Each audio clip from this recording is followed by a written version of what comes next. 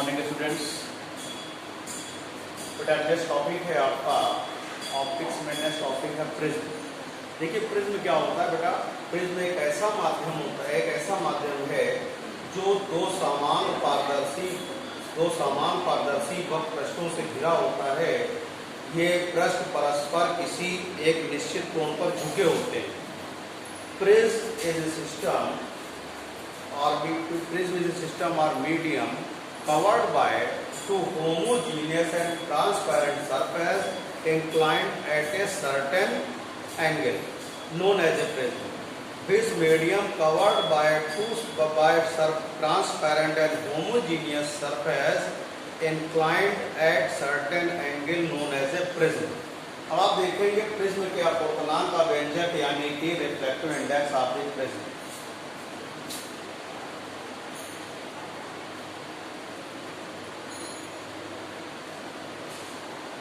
देखिए बेटा ये ए बी सी आपका प्रिज्म है। बी कंसीडर है प्रिज्म ए बी सी। अब इस पर यहाँ पर ये इंसिडेंट रेज है और ये इससे एडजस्ट हो रही है।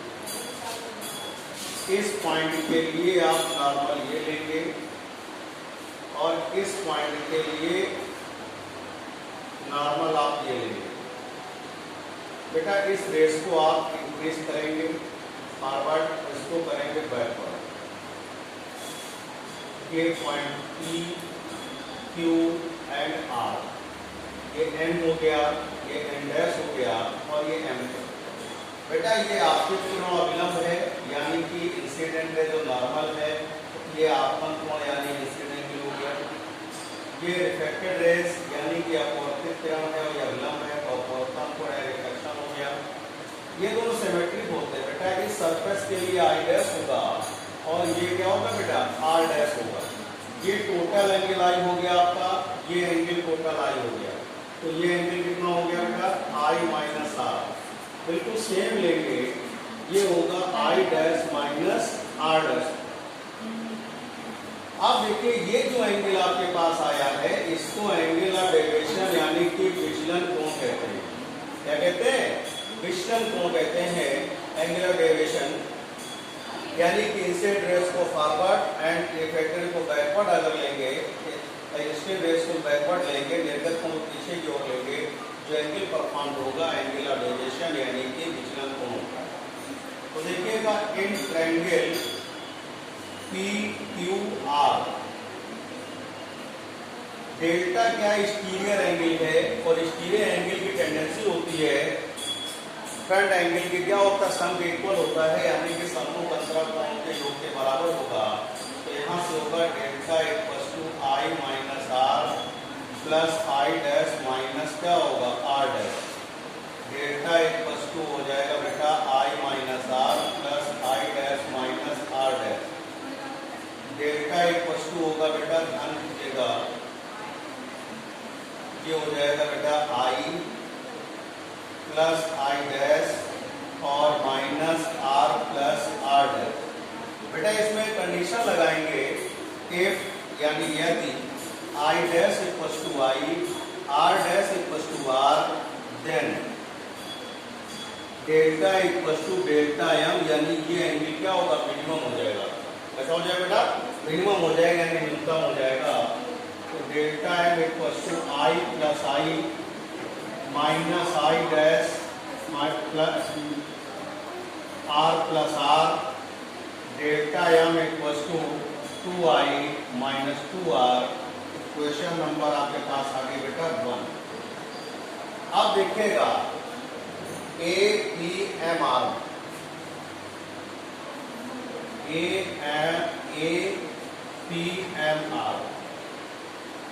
समांतर चतुर्भुज में APMR में देखेंगे आप बेटा यहाँ पर ध्यान देखिएगा angle A plus M equal to 180। देखिए कैसे बेटा ये एंगल 90 है और ये एंगल 90 दोनों 180, तो ये संख्या बेटा 180 होगा। इसके बाद देखिए इन ट्रायंगल PMR आपको मालूम है कि किसी त्रिभुज के तीनों कोणों का योग 180 होता है यानी कि sum of angle of triangle is 180। तो होगा बेटा आपके पास r plus r dash plus m equals to 180। r dash equals to r है तो r plus r equals to m equals to हो गया 180। यहाँ लिख लेंगे r डैश इक्वल्स टू क्या बेटा r है 2r plus m equals to 180। Equation third from equation second and third समीकरण 2 और 3 से देखिएगा कि यहाँ पर दोनों के एलएचएस कैसे हैं, आपके आरएचएस कैसे हैं, बराबर हैं, तो एलएचएस बराबर होंगे 2r plus m equals to a plus m to m cancel 2r equals to a r equals to a by 2 होगा। इक्वेशन नंबर क्या आ गई आपके पास 4 हो गई।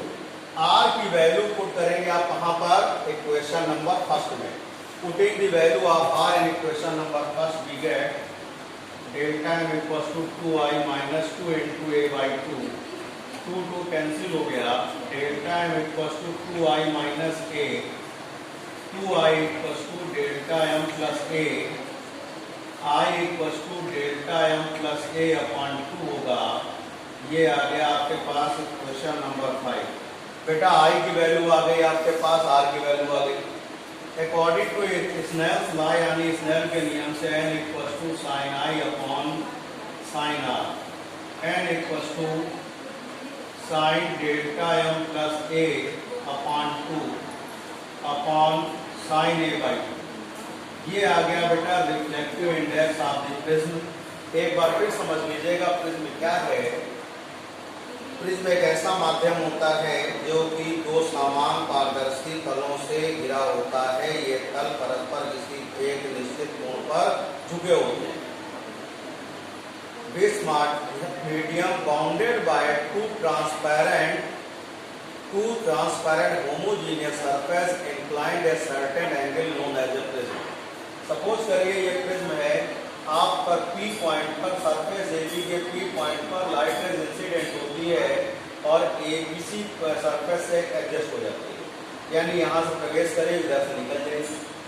आपतित किरणों को आगे और निर्गत किरणों को पीछे की ओर बढ़ाएंगे, जो कोण मिलेगा उसको विचलन कोण कहेंगे। यानी इंसिडेंस को फॉरवर्ड इसको बैकवर्ड लेंगे, जो एंगल परफॉर्म होगा between them known as angular deviation.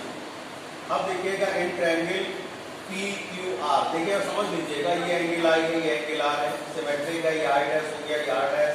बेटा ये एंगल आई है, ये टोटल एंगल कितना आई होगा, तो ये angle I dash minus I minus R, ये होगा I dash minus R dash. In triangle PQR delta exterior angle है यानी बहिष्कोण है। बहिष्कोण टेंडेंसी क्या होती है, सम्मुख अंतर कोण जो के बराबर होता है। इंटर ट्रायंगल के सम इक्वल है। डेल्टा इक्वल्स टू यहाँ वैल्यू रखेंगे, सेपरेट करेंगे, डेल्टा या कंडीशन लगाएंगे I dash equals to I और R dash equals to R, then delta equals to delta. तो इक्वेशन नंबर 1 आएगी। पैरेललोग्राम लेंगे यहाँ पे, तो यहाँ पर a plus m equals to 180 in triangle PMR। Total angle of triangle क्या होता है 180 होता है। वैल्यू रखेंगे, सॉल्व करेंगे, आर की वैल्यू आएगी। आर की वैल्यू इक्वेशन नंबर 1 में पुट करिएगा, आई की वैल्यू आएगी अकॉर्डिंग टू स्नेल्स लॉ यानी स्नेल के नियम से n equals to sine delta plus a upon 2 upon क्या होगा साइन a बाई 2 होगा बेटा। तो ये आ गया reflective index of this prism.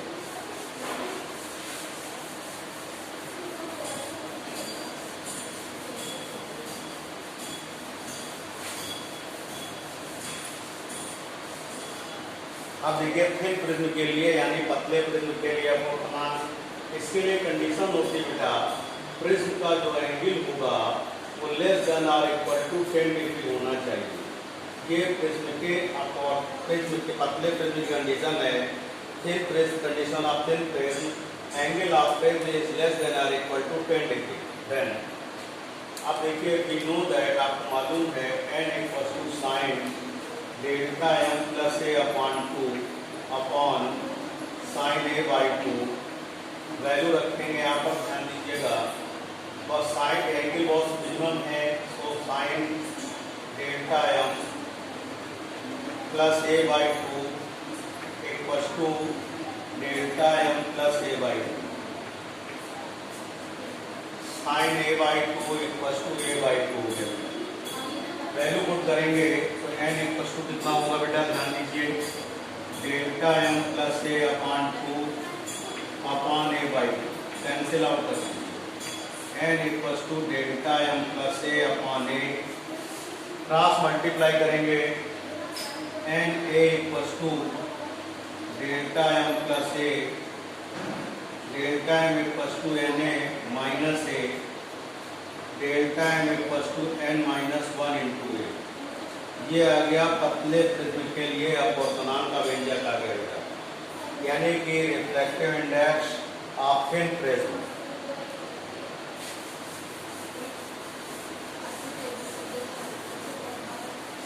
अब एक न्यूमेरिकल देखिए, सपोज करिए बेटा आपके पास एक प्रिज्म है जिसका रिफ्लेक्टिव इंडेक्स यानी कि अपवर्तनांक है √2 और इसका प्रिज्म का कोण है 60 अंश यानी 60 डिग्री। आपको डेल्टा m फाइंड करना है, I फाइंड करना है एंड R फाइंड करना है। ये 3 पॉइंट आपको क्या करना है बेटा, फाइंड आउट करने हैं, इस बात का ध्यान रखना। तो पहले केस के लिए आप क्या करेंगे, n equal to sine delta m plus A upon 2 upon sine A by 2 होता है। अब यहाँ वैल्यू रखेंगे √2 sine delta m plus 60 upon 2 upon sine 60 upon 2 √2 sine delta m plus 60 upon 2 upon sine 30। बेटा साइन 30 की वैल्यू कितनी होती है, 1/2 होती है, आपको मालूम है।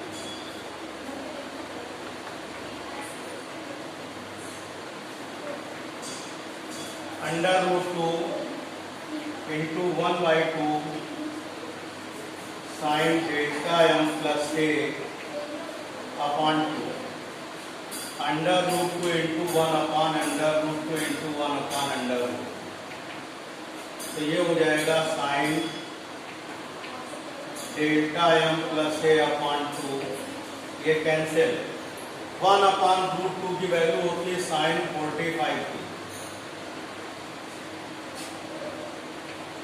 साइन डेल्टा m प्लस ए अपॉन 2 सॉरी 60 कर देंगे यहाँ पे, कोई दिक्कत नहीं है। तो साइन ये हो जाएगा आपका 45 इक्वल टू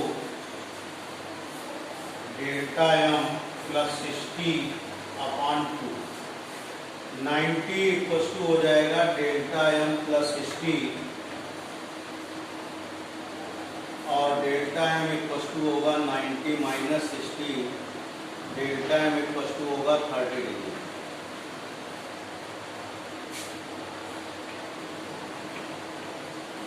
अब सेकेंड पॉइंट आपको फाइंड करना है I। क्या फाइंड करना है बेटा, I। तो I इक्वल टू फार्मूला होता है, आपको बताए हैं, delta m plus A upon 2, I equal to 30 plus 60 upon 2, 90 upon 2, 45 degree हो गया। अब आपको एंगल ऑफ इफेक्शन यानी कि अपवर्तन कोण चाहिए, third part, R equal to you know that a/2, 60 upon 2 30 degree आ जाएगा, ये 30 डिग्री, ये 45 डिग्री और ये क्या हो गया, डेल्टा m हो जाएगा। इतनी बात क्लियर हो गई।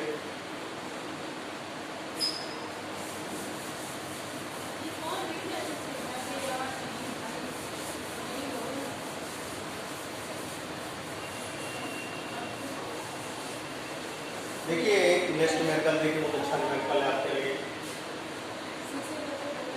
एक प्रिज्म है जिसका वायु में अपवर्तनांक दिया है, यानी reflective index Ag equal to 3/2 और वाटर का यानी जल का अपवर्तनांक Aw इक्वल टू 4/3 दिया हुआ है। कितना दिया हुआ बेटा, 4/3 दिया हुआ है।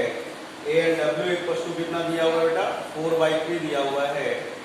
आपसे कह रहे हैं प्रूव करना है, जब इस प्रिज्म को जल में रख दिया जाता है तो इसका अपवर्तनांक वायु के सापेक्ष तो इसका अपना इसका जो है विचलन कोण वायु के सापेक्ष 1/4 हो जाता है, यानी 1/4 रह जाता है।